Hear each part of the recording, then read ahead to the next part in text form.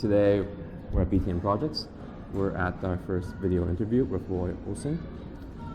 Thank you for being here, Roy. So just a little bit about Roy. He is the former president and chief marketing officer at TELUS, one of Canada's largest telecommunications company. And he's had over 30 years of experience in pretty much all the major business sectors. So we have a lot to talk about today. First off, why don't we get started? So one question that a lot of people I've asked really want to know is pretty much the origins of Roy Osing. So how did you get started? What was your first job like? And how did you differentiate yourself right when you first started? Here you go, Roy. Okay, well, thank you very much, and I'm delighted to be here.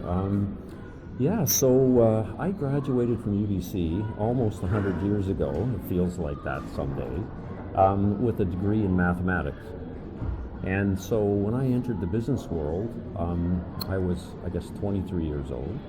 I got a job with a then BC Tel as a systems analyst in the data processing department to make use of my math degree, and that's what I thought I wanted to do. So I worked there for a few years and decided that, I didn't really like that, and went into marketing without really having any, I don't have any formal background in marketing. I had to learn it. And so I basically moved around the company within marketing and then into different kinds of jobs for many, many years. And I was fortunate enough to have the opportunity to do new things and also succeed at them and sometimes not succeed at them, both providing excellent learning opportunities. And so I spent my whole life basically with one company in many, many different capacities, and was rewarded by leaving a 33-year career, which was very rewarding and something that I very much loved. Next up, so you worked at the same company for many number of years. You obviously had to develop many different skills, and I think that's one of the things I read from one of your books, is that it's important to develop a unique set of skills. You don't want to be the best, but you want to be the best at what you do. So can you talk a bit about choosing the type of skills that people should acquire in their own unique situations and how to best acquire them? Sure, it's a really good question. I mean, fundamentally, people expect you in business, in a career, to understand the academic side of the house. Okay, everybody comes to the table with a set of academic skills, with certain knowledge, etc. And you have to have that to play the career game, is what I would say. But just because you have it, it doesn't mean you're going to win at the career game. So it occurred to me very, very early on in my career that I had to figure out a way to be different from everybody else. I call it the herd. The herd exists outside a company, it exists inside. And so the sort of approach that I took was to do things differently, to do things deeper, to spend more time on something. Because a lot of times people look at a task and they kind of they don't spend a lot of time thinking about how they can do it differently. I did. I spent a lot of time doing that, and I applied that to the job. Every project that I had to do, every presentation I had to make, I always thought, how can I do this differently so that I actually stood out from other people who might be in a similar situation? And I just stayed with it. That was the basic thing that drove me for 33 years. In fact, I still do it as a grandfather. I'm a different grandfather. I approach life the same way. When you really think about it, doing things the way everybody else does them is kind of boring. And it's not really self-fulfilling. And I can tell you, being on the other side of the desk, seeing people like that, you don't know how, you can't differentiate among them. They're all the same.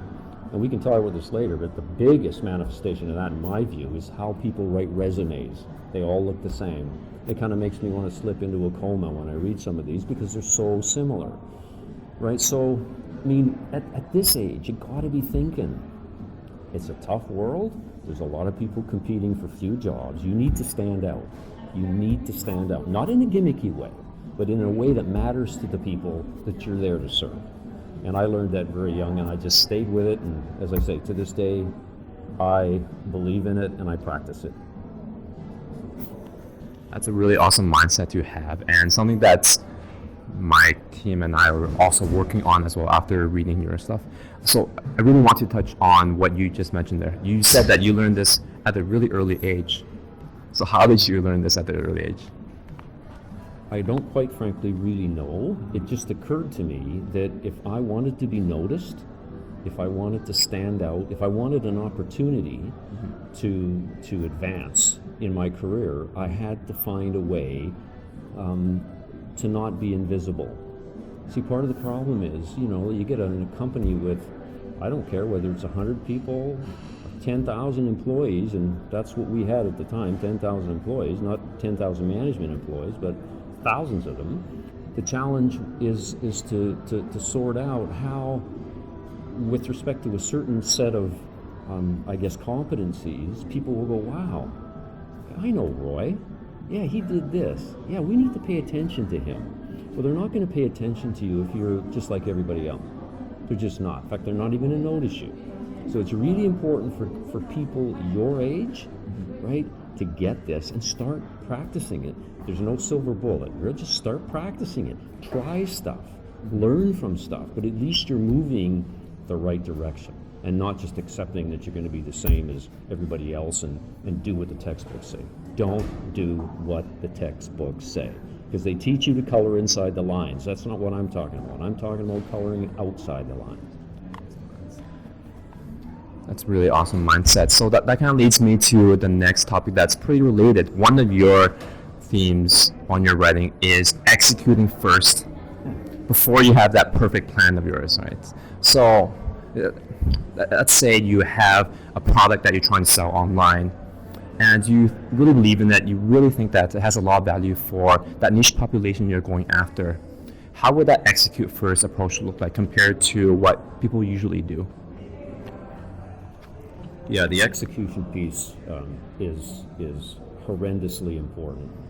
It's almost like act first, figure it out second. That is not to say that you do things willy-nilly. You need to have in your head what it is you're trying to do. My point is, don't spend 15 weeks trying to make the plan perfect, because it never will be. And it robs you of the ability to actually see how it will work. So the point is, get going, keep your feet moving, start executing, learn as you go. Now, in case of a product plan, having been a product planner and having had to write product plans that somebody who really, followed the pundits in the process wanted a 15, 16, 25-page product plan covering everything. Having been through that, I quickly realized that like 98% of it was worthless, right? Following the kind of prescription for the plan was worthless. So I decided that I'm going to hit the fundamentals. Okay, what's the value proposition? What kind of price point reflects what customers want to pay? It's not me. You got to go talk to people about it, and let's go try it. Let's try it. Let's sort it out, right? And we'll change it on the run. I call it planning on the run. Okay, so just get out there doing stuff, get feedback, learn, get some experience, and then tweak it as you go. Eventually, you'll figure it out. But to actually, sit before a product launch and claim to know how it will turn out is intellectually dishonest, because nobody has that kind of foresight. And it's not because people are stupid. It's because the world changes. And it's so full of dynamics that you haven't figured out because you had no way of figuring them out. And the only way through that is to do stuff. Do stuff, learn, do stuff, learn. Planning on the run. Perfect. So planning on the run, that seems like a common theme. And I think that planning on the run might lead to some huge ups as well as some huge downs. So can we bring an example of a pretty low point that you had where you're thinking, wow, how did I get into this situation? How do I solve this problem and get out of it better? Well, the first thing you got to realize, to be successful, you have to fail. Now, they don't teach you that at school, because you get burned if you fail.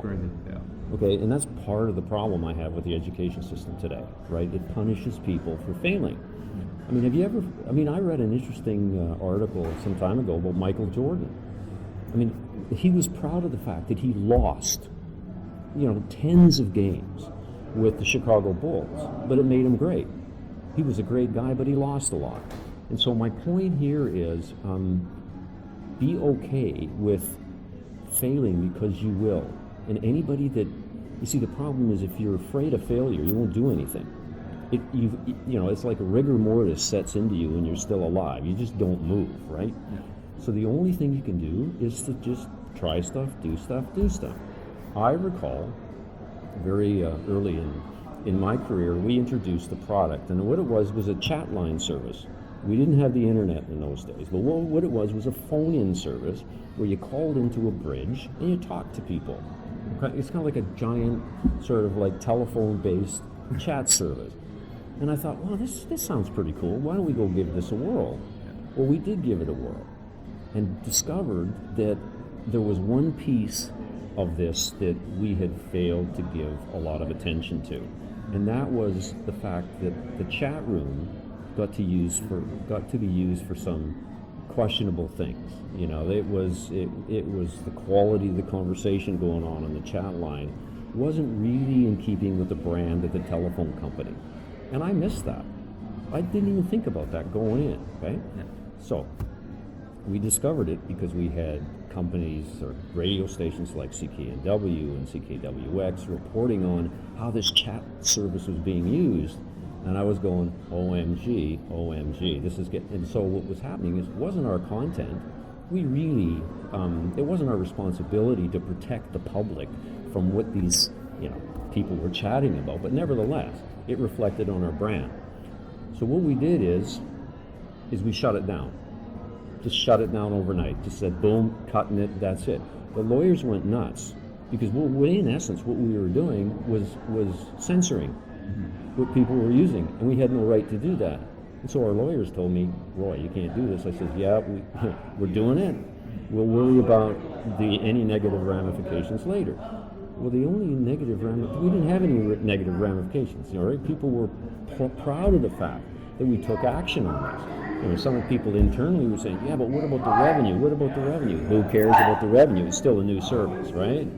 And so what we did is we got recognized for taking fast action and doing the right thing, even though it was a hard decision. An example of getting it wrong, but really, really recovering quickly. Big message in there. If you recover quickly, people forget about the mistake you made in the first time.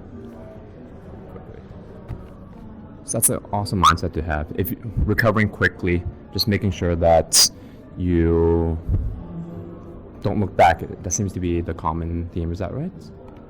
Well, the whole recovery notion is to learn from what you've done, right, and react and respond in a very quick and thoughtful way, and then tell everybody what you did.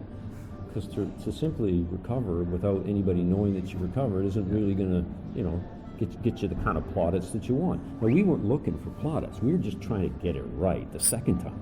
Interesting, right? Yeah. Do it right the first time? No. Try to do it right the first time, but get it right the second time, or the third time, or the fourth time. Just keep hammering away until you get it right. Part of the problem that I see today is we've been taught to get it right the first time. It's a ridiculous notion. Steve Jobs didn't get it right the first time. But what he did is he just kept beating towards it and got it right. You think the iPhone, you think the iPod in the old days, right, basically worked the way you wanted to at first time? No, it never did. Never did. We'll never know what the details are, but I can tell you it never did. But he won on the basis of it. So getting that looseness around the plan and tightness around execution and following what you learn from execution is clearly the way to win. In my view, it's absolutely the way to win. Okay. So learning from what you've done and just keep on iterating and improving for each cycle, that seems to be the general strategy for recovering from a horrible situation like whatever mistake that you have. So I think that kind of leads me to the next question. You're obviously a huge reader, huge learner, right? What can you talk about some of your favorite books that you like to read in your own time, and why are they some of your favorite books? Yeah, part part of standout leadership is being a voracious learner and a mentor seeker, and I've always done that. But I've approached it differently. Like two of my biggest mentors, I've never met. I've sort of, my relationship with them was created by their content and how their content resonated with me. And one guy is a guy by the name of Seth Godin, who any of your followers know. Seth is the marketing guy in the world. He started companies, blah blah blah. He's written so many books. I can't even tell you how many he's written. I've read every one of them. And what resonated with me is its practical nature. They're not theoretical, blue ocean strategy books. Nothing against blue oceans, but it's really heavy and it's way too much for me. Yeah. Seth Godin is a practical guy, and he gets differentiation. You may be interested in a book called The Purple Cow. I would recommend you read it. It's brilliant. Another guy is a relatively older man by the name of Tom Peters, who started out with a book that he wrote with Tom Waterman called In Search of Excellence. Again, what he did was he studied many organizations throughout the world and tried to figure out what makes them excellent. Very, very practical, simple solutions, right? Not theoretical treatises on everything. Just to mention too, okay, I tend to look at people who have done something as opposed to talk about something. I tend to look for people that have got a strong operational, practical bent. Because in the world that I came from, I needed that. I ran a $1 billion a year organization called Advanced Communications, which is an internet. We started the internet. I needed some help doing stuff, not talking about stuff. And so I looked for people that I could learn from. And those would be two examples. Richard Branson is a guy that I just love. He just personifies the what the hell attitude, which really we need more of that. If you're not getting people to go, oh my God, chances are you haven't evoked the emotion in them. And that's what we need to do. We need to evoke emotion in people, not engage their logic, because nothing happens from the logic. People don't execute from a logical platform. They operate from their gut, and they do stuff that is emotionally compelling to them. So look for people who do that, get close to them, learn from them, and it doesn't matter if you meet them. It would be nice, but you don't have to. So we'll definitely put the links to those two books later in the blog post. But sounds like they didn't have a big influence on you. And then right in the beginning, you said mentors have played a huge role in how you've succeeded. So we have two mentors that you never met, but what about the mentors that you have met in your company? How did you start establishing relationships with them? Yeah, interestingly, a lot of people think that the objective is to go out and seek them, and yes, you should. The best situation is when they seek you. And I was fortunate enough in my career, first of all, I did a job being viewed, being seen amongst my peers, and being recognized by the executive of the company. One in particular, his name is Bill McCourt. He was hired by TELUS, or BC Tel in those days, from Eaton's, and he was an amazing influence on me. And he taught me without me asking. He sought me out and got close to me and helped me. That's the perfect situation. There's been others that I've had to kind of like foster along the way, and if you're honest and informal and open, that works just as well. Okay, so it's a combination of inside, outside. Rubbing shoulders with, reading about. There's no single solution or prescription that works for everybody. It's a matter of finding out what works for you as a person and just going with it and just stay with it. I mean, perseverance and pain tolerance happen to be two of the biggest prerequisites for success in my view. Perfect. So establishing both like external and I guess people who are close to you, rub shoulders with them. That's a pretty great combination there. I think what that leads me to is a question that some of my friends want to ask you. So what is one secret that, or one thing that you believe to be true that a lot of people don't know to be true? Well, we've sort of talked about it a little bit, and that is success comes from relative degrees of imperfection. That's a Royism. It really does, all right? It's not at all about getting it right. It's about being imperfect lots. I've written some blogs on successes, be imperfect fast a lot, okay? That's generally not well received, okay, by what I would call conservative, and I'll call them management, as opposed to leadership gets it, that you have to do some stuff on the fly, okay? It's not pretty, it's messy, right? There's blood stains. I mean, it's just like a messy place to be.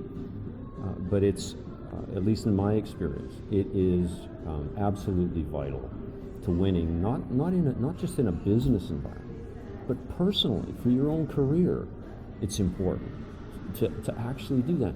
Try. In fact, what we should be doing is measuring how many tries we have in the funnel, not how many leads. Yeah, I mean, really? How many tries?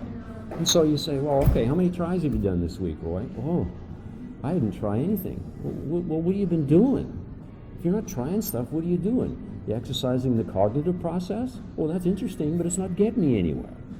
So that would be a huge piece. We talked as well about this whole notion of not getting it right the first time, but getting it right the second time. The whole power of recovery in a marketing sense. People are more loyal to a company that recovers well than the company that gets it right the first time. And the reason for that is people expect you to get it right the first time. The reality is you never are going to all the time. And so now the question is, what are you going to do when you screw up? So it's a screw-up factor that is really, really powerful and teaches, or should teach organizations, right, that they need a screw-up policy. And when I screw a customer over, we should have a policy and a practice and a strategy for recovering well. Don't see too many of those. But those are so obvious. It seems like organizations are preoccupied with theoretical constructs of what should be, as opposed to human, practical things that work. I'm happen to be one of those guys, because I'm not smart enough to be a theoretical practitioner. I have some doubts about that. But to sum that up, it seems like you really have to try and put yourself out there. Ignore reading all the theory and consuming yourself in the theory, but using what you learn and just apply and then iterate and then apply and iterate and getting feedback until you basically have something that works well for you. Is that about the summary there? Yeah, I mean, first of all, there's no formula for this stuff, right? It's kind of like almost a way of life, right? That you decide you're gonna, and a course that you're gonna follow, that you decided, a journey that you decide to go on. I doubt that we ever will get to the end of the journey, and that's because the journey teaches us a lot, and it teaches us relentlessly. So the mindset, which in a way is kind of ironic, because school teaches us there's an answer to the problem. Well, in this particular case, being successful, right, and having a rewarding experience with one company or 15 companies isn't about that. It's about search and discover, learn as you go. It's a journey, okay? So I hope people will start to think about it. Yes, you need a certain level of academic competence to even start down the journey path. You have to, and I'm not suggesting that you don't. What I'm trying to do is say there's a layer of value over that, okay, that I want you to consider, and it's a simple one, okay? It's a lifestyle. It's a way of behaving as opposed to thinking. I suppose it starts off with thinking and then behavior, but it's totally action-based, and it's honest and humane. Okay, it incorporates so many of those dimensions that to actually try and create a model for it would actually be defeating the purpose, because what that would be doing is try to institutionalize the concepts and make it a theory. I don't want to do that. I don't want to do that. But your basic notion is right. Figure out what you want to do, head slightly west, get going, and learn from the journey and change as you go. Ask for help along the way. Always ask for help. And influence others. Help others. Perfect. So help others. I think that's a great lead to my next question here.